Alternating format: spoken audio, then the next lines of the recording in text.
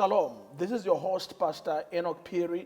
Welcome to The Journey, a program where we profile prominent members of our society who have made it to the top against all odds, of course, by the help of the Holy Spirit. Today, I'm honored to have my favorite presenter, Sister Andile. Welcome to the program, ma'am. Thank you so much, Pastor. Appreciate it. It wasn't so hard to look for you because I would have sent a Khumbulekhaya crew to find you. Yes. Yeah, no, thank you very much, ma'am, for coming. Oh, it's a pleasure. You are one of the most celebrated personalities in this country. Yes. And I know that behind every successful story, there is a journey. Of course. How did you come about to be where you are today? Tell us about your childhood. All right. So I think grace has a lot to do with everything to where I'm sitting right now. But where it began, because a story, as you know, or even the journey, has its ups and downs. Of course. And we grow as people. So I was born in Middlelands, Zone 4 in Soweto, and grew up mostly being raised by my granny. Okay. Mom was a young mother, also in entertainment, but an actress and a model. Okay. So it runs in the family. It does run in the family, but then the calling happens, and so she quit all of that. Okay. And so I grew up living with my grandmother, and at times I would live with my mom. And I never really knew my biological father. Okay. Because it was one of those, he was also a musician. Okay. And my mom was an actress and a model. They met however they met, and then there was Andile, and then as not all male musicians do, but they ran away. So he left. And so in my teens, as I was growing up, because I guess he was curious about his child. Okay. And so I would see him through people. Obviously, secretly, my parents don't know. Okay. Was it because there was bad blood between you? Yes, between them and my family. He didn't do all the rites or hlawula or any of those things. And so I remember the one time I met him at like a shop nearby where we were staying. And I saw this man. He looked familiar, but I didn't know who he was. Wow. And when I saw him, I saw myself. It's a striking resemblance between me and this man. He's a man, I'm a girl, but I look like him. And so then he introduced himself. We started talking. And it was one of the most amazing moments because I knew that my dad at the time, who was my stepdad, was not my biological father. Okay. But he was an amazing man. Of course, you knew. I knew it, yes, I knew it, but I didn't know who my father was. And there'd be those aunts in families who'll come, oh, you've grown up now, you look so much like so and so. And then the mother looks and like, like, why are you bringing these things up? So that's how, and then obviously because now my mom is married and she's happy, with her husband, and then as her first daughter, if I'm going to ask these things, and apparently I was a very curious child. Everything had a why. Why is this? Why is this? Why is that? And so that also caused issues between me and my mom to a point where growing up, we were not close. And what she didn't know at the time is one of these meetings with my biological dad, this one fateful day, I went to visit him. He was also married. I'd met his wife. Okay. And she. How old were you this time around? About, let's say 12. Okay. Yeah. And she had just had a baby and was away. So in our culture we have this where a woman just gave birth, where for 10 days or some odd days she's not seen, then she goes to her family. It was that kind of thing. So I'm talking to my dad at this time. So he's telling me, no, she's not around, whatever, because I can call him public phones and whatever. My mom doesn't know. And now I'm curious. I want to know this guy. He's a musician and I want to sing. My mom is not hearing it. So it was almost like I had this secret relationship with this older man somewhere out there, you know? And then one day spoke and he says, no, my wife is not around because I wanted to see the baby. He says, no, but you can come over. So I went, took a taxi all the way to Jersey by Bree Street. He lived in one of those apartments there.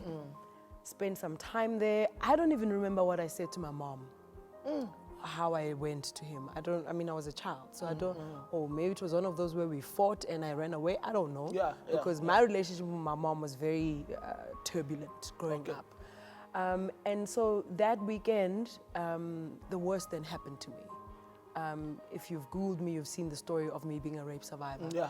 So my first sexual rape experience was at the hands of my father. Wow. And it's the worst thing that's ever happened, but it's also, out of that curse came a huge blessing. Because I also believe that it's how we deal with some of these things. Of course, at the time, my studies suffered. I didn't say anything to anyone. I kept it inside except my social worker, and I remember her. Yo, it's amazing, Pastor Phiri, the things you do. Now I'm remembering. Powers, the anointing. It is. Now I'm remembering my first therapy session in high school with my social worker. Her name, Indian lady, her name was Shanaz. Wow. I wonder where she is, and God bless her soul, because she helped me through some of the most difficult times. May God because bless her. I could not share this with my grandmother or with my mom, because even being at that place, I wasn't supposed to be there where my father was. And so then this happens. Wow. And then you fast forward a couple of years later, I'm now... And you couldn't talk to your mother? No. It was painful then. It was the worst. Because also, she knew at some point before that incident that I had met him. And that I'd heard about him because he bought clothes. I remember back in the day there was this label, this clothing brand called Kappa. Yeah. And he bought me stuff like that. And then I brought this stuff home, and that caused mayhem in the house. Where's he been all this time? He doesn't even come in here. He sees you in the streets and he gives you these clothes. But of course, to me, it's like, excuse me? What? Kappa? You're not buying me Kappa. There's my dad buying me Kappa. So me, I'm going to wear my Kappa, you know? So anyway, and then, moving forward from that, still childhood, went to boarding school. I used to go to school because there were riots in Soweto. Yeah. Then I was sent to Nelspruit. Yeah, Nelspruit. And on my way there, my mom takes me to the taxi rank, North Street. You wait, the taxi doesn't have people, so you wait for it to fill up.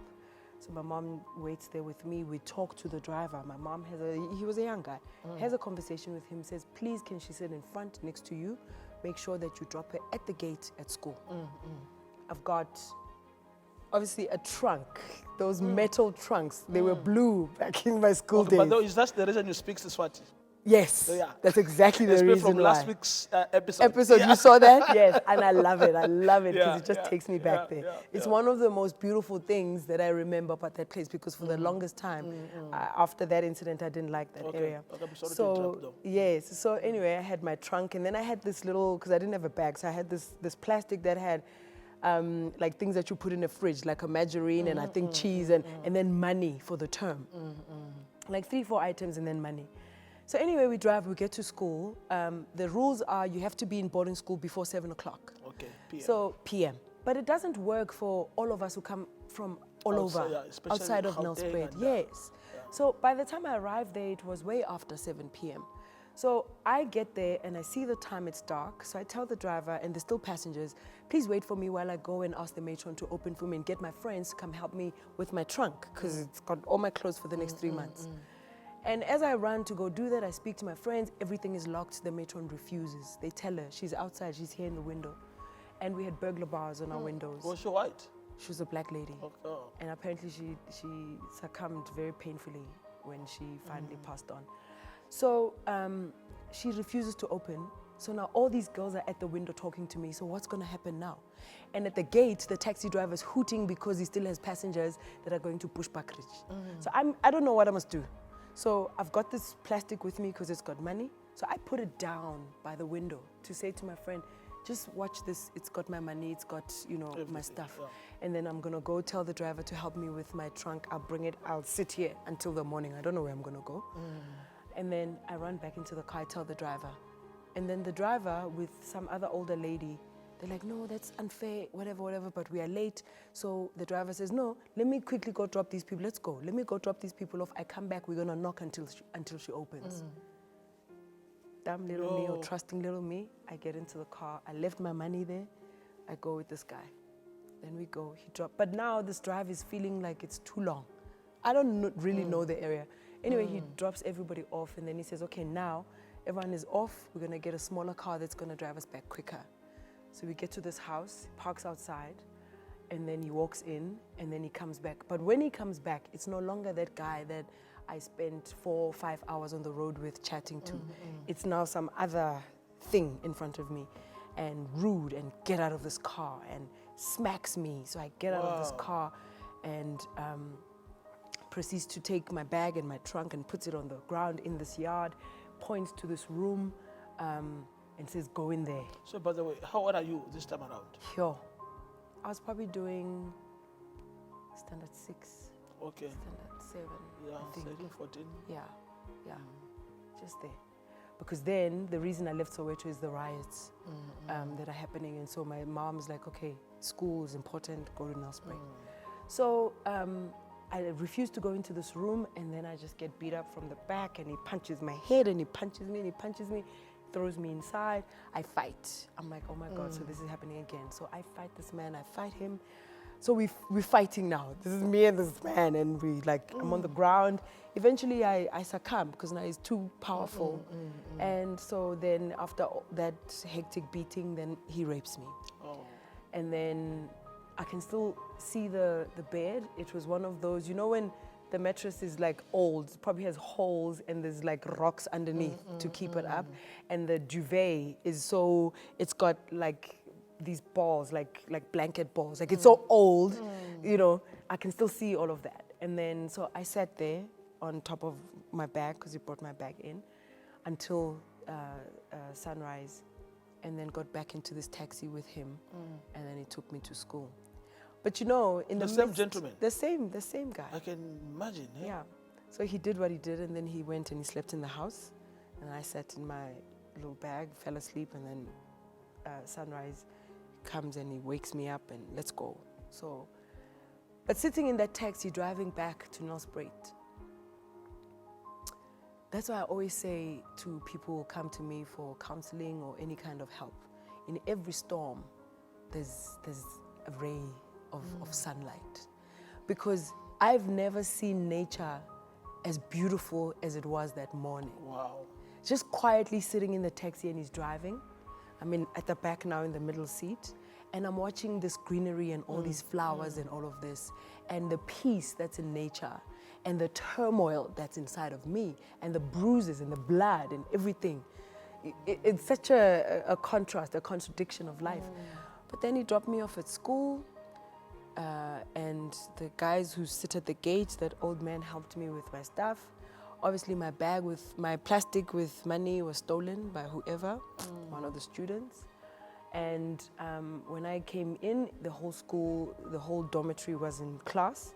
So I walked into the dormitory, got into my room, and just sat in the shower until class came out. I just could not, it was like I was trying to wash his scent and everything that had happened off of me. And then obviously then you have to carry on, and then you have to call your parents and tell them, actually, I have no money now for the term. This is what's happened, and I'm beat up and all of this. And that was, you know, tumultuous. Did you speak to your mother about the rape? I did, but not at school, not at the time. Again, you curl up, and that's why when I do interviews about rape, I don't like to do them because I'm not a poster child. I've been that for the longest time, but there's other ways that God has blessed me and other things that I do. But I always say to those who are going through it, when it happens to you the first time, it's an important step for you to take to try and curb it and stop that cycle. Wow. Because if you don't talk about it or you don't get help or therapy, chances are it's going to happen again. And so it happened to me the first time with my father. Pardon me, I didn't say anything to anyone, and then years went by, and then it happened again. How do you curb it up? You get help. Okay. You get help, you go for counseling, you start speaking, because there's energy, lots of it, in keeping a secret. And it lives. Secrets live. And it'll eat you up, it'll make you something that you're not. You'll be a bitter wife, a bitter mother, you'll just be a bitter human being. So, and it's like a dog. A dog smells, is it pheromones, whatever we emit when you're afraid. Like if a dog has bitten you before, you'll be bitten again. Like Yes. So, or if you're afraid of it, a dog can walk in here and we're all sitting here, but if I'm afraid, it'll want to come and bark at me because I emit this. So for me, that's like an example of what happens with rape. So if you don't get help, the next time you are chilling with your friends and a perpetrator walks in, you'll say somebody, we are lawyer, or they're bewitching you or whatever. That perpetrator will come straight for you. So it's important to stop the cycle. And you stop that cycle by not listening to what the perpetrator tells you. Because what they'll tell you is that if it's someone known to you, 9 times out of 10, it is someone known to you that rapes you, they'll tell you, I'll kill your mom or whatever. Especially with children, they threaten them with harming parents or people that they love. So if you're old enough to get help, do that, because you getting help is taking your power back. Wow. That has been stolen by this perpetrator. That's very profound. Yes. When you seek help, you are getting your power back. That's profound. Ladies and gentlemen, I'm in conversation with Andile. When you come back, more about the journey of Andile, and stay tuned. Hi, my name is Vusinova, and you're watching The Journey with Pastor Phiri. Welcome back. I'm in conversation with the Andile, sharing with us her painful journey. I strongly believe that no matter how messed up your story is, God always will inject a message for you to be a prophet to the nations of the world. Before we could take a music break, you spoke about how to keep it. And you said that when you speak about it, you are actually cutting the cycle. Yes, you are. You are cutting the cycle, you're taking your power back. See, the thing about rape, and my prayer is for all peoples of the world, because rape, as much as it's a huge thing in South Africa, is a big thing around the world. I just recently read about this expose on this priest in the Vatican. Yes, I saw that. The thing about rape, the confusion to people is that when they think about themselves and intimacy, it feels good, it's a nice thing, it's something that brings you together. And you think that in that space where, especially if it's someone that is known to you, that's why when there have been rapes in South Africa that were perpetuated by people that are known, then you'll find those who follow them say, yeah, but you do have sex, why are you complaining? And you know this person. Sex and rape are two completely different things. Absolutely. Rape seeks to suppress you, subjugate you. It seeks to take from your soul. That's why it's not something that you can get over in 2 or 3 sessions. It's a lifetime. It takes a lifetime. Because 10 years after the incident, somebody will walk past smelling like that guy who did it when you were a little girl, and it'll send you straight back, and nobody can do anything to help you if you are not getting help. Even 10 years later? Yes, sir. Yes, sir. In people who are married, it could be the way that your husband touches you when you're about to make love, or something that he does that will completely send you straight back, and you'll hit him. When I came out about my story and being raped, I got so many phone calls from famous people, ordinary people, and I'll never forget this person, a famous man, who told me how his wife slapped him so hard one day. And he didn't understand why. And she cried after that. They were, as an intimate couple, about to get intimate, and something happened to her.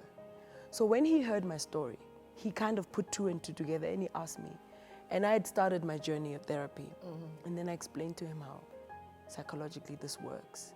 It's the smell. That's why I can remember the blanket, I can remember the bed, I can remember how the room looked, because this is trying to put a blot on my soul. So there's no ways, even your inner man will record that. That visual will stay with you. And so once you've been through something like that, you spend a better part of your life taking your life back. And that's why people who've been raped will say, yeah, okay, I was raped, it's fine. I went to therapy twice, and then I'm okay now. But now at work, I don't seem to get along with people. What you're not getting is that you're still carrying that energy. We are all energy. That's why if you walk into a room and your face is somber, or you're not feeling right, people are going to look at you the way that you give them. Absolutely. But if you walk into a room and you're smiling, then the room will smile back, because we're all energy. So it's important, Pastor, if there's one thing that somebody takes from this interview, is to say that if you have ever been raped, male or female, get help. If you want to live a purposed and purposeful and successful life. Get help. Wow.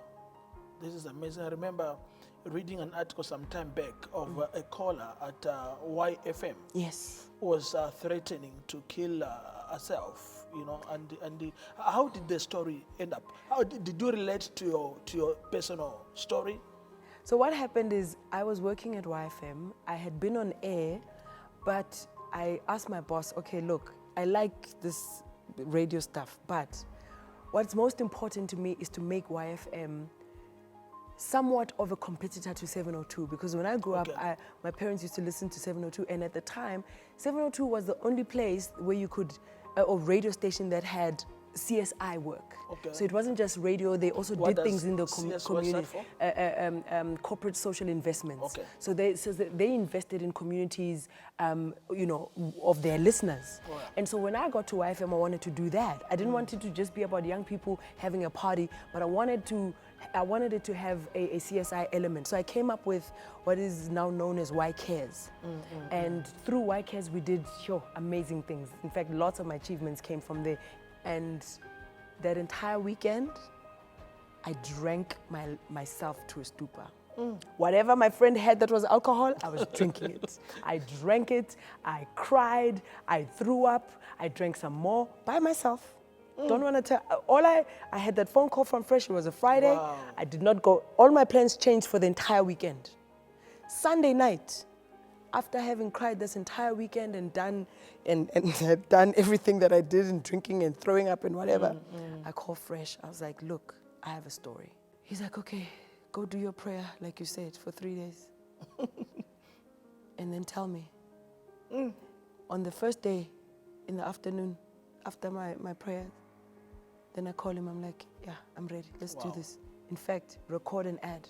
Then I did this interview that changed the trajectory of the rest of my life. Powerful. You know, I always say that if you've never been messed up, you'll never be able to get a message from the Lord. Yes. Just want to say to you, my sister, thank you very much for coming to our program. Yes. May the good Lord bless you, and I believe that many of our viewers have been touched as a result of your story. We're going to continue next week, going through your life journey. Yes. In Jesus' name. Oh, you know, as a amen. preacher, you always say in Jesus' name. To our Amen. viewers, thanks a lot for watching our program. May the good Lord bless you till we meet next week.